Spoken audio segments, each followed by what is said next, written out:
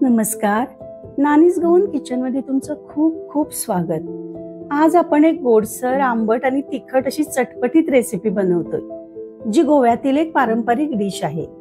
पारंपरिक असून सुद्धा ही डिश इतकी लोकप्रिय आहे की बहुतेक लग्नांच्या बफेमध्ये ही आकर्षण असते।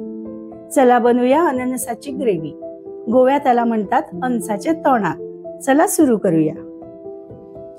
चला काय काय साहित्य लागणार आहे पटकन सांगते। इथे मी घेतले अर्ध्या अननसाचे तुकडे, या आहेत फणसाच्या बिया, वरचं कवर काढून थोडेसे तुकडे करून घेतले।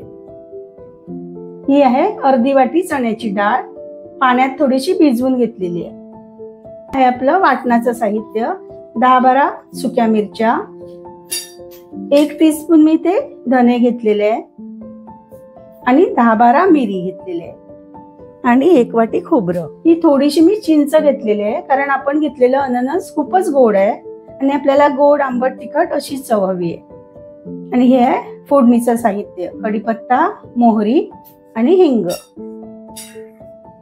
चला रेसिपी करायला सुरू करूया। सगळ्यात आधी आपण एक सुक्या मिरच्या, धणे आणि मिरी ड्राय रोस्ट करून घेणार आहोत।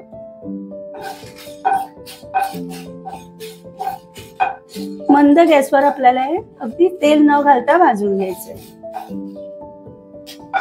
अगदी 2 मिनिटाच्या आत हे भाजून तयार आहे। गॅस बंद करते।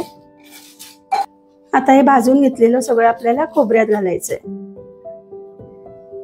आणि हा थोडासा चिंचेचा गोळा पण याच्यात घालते आणि याचं आपल्याला वाटण तयार करून घ्यायचंय। अगदी बारीक आपल्याला पेस्ट तयार करून घ्यायची। आता चण्याची डाळ मी एका कुकरच्या भांड्यात घेते, त्यात फणसाच्या बिया घालते आणि वरच्या भांड्यात मी अननसाचे तुकडे घालते। याच्यात पाणी घालायची अजिबात गरज नाहीये आणि कुकर मध्ये आपल्याला 2 शिट्ट्याच्या काढून घ्यायच्या। आता हे सगळं एका पातेल्यात काढून घेते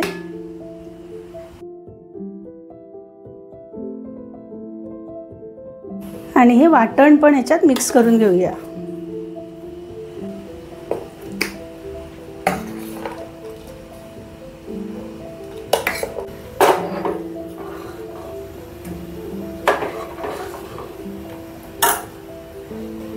याच्यात घालते मीठ आणि 1 मोठा चमचा याच्यात गूळ घालते।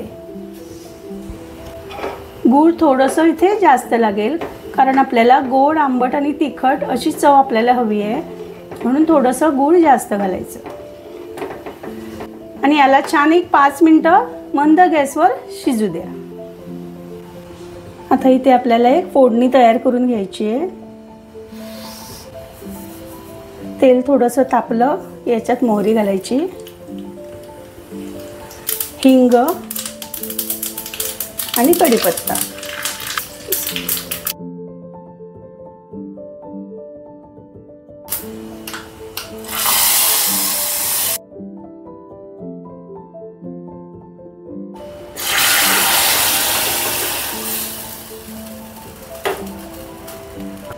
आणि फोडणी घातल्यावर हे झाकून ठेवायचं आणि तयार आहे लहान मुलांपासून मोठ्यापर्यंत सर्वांना आवडणारी पायनॅपल ग्रेव्ही। भातासोबत, चपाती बरोबर कशीही मस्तच लागते। गोव्यात ही चण्याची डाळ आणि फणसाच्या बिया घालून बनवतात, पण तुम्ही हे न घालता पण बनवू शकता। नक्की करून बघा आणि तुमच्या मुलांना खाऊ घाला, म्हणजे त्यांनाही अशा रेसिपींची आवड लागेल। रेसिपी आवडली तर लाईक करा। परत भेटू अशीच एक छानशी रेसिपी घेऊन। तोपर्यंत स्वस्थ रहा, मस्त रहा।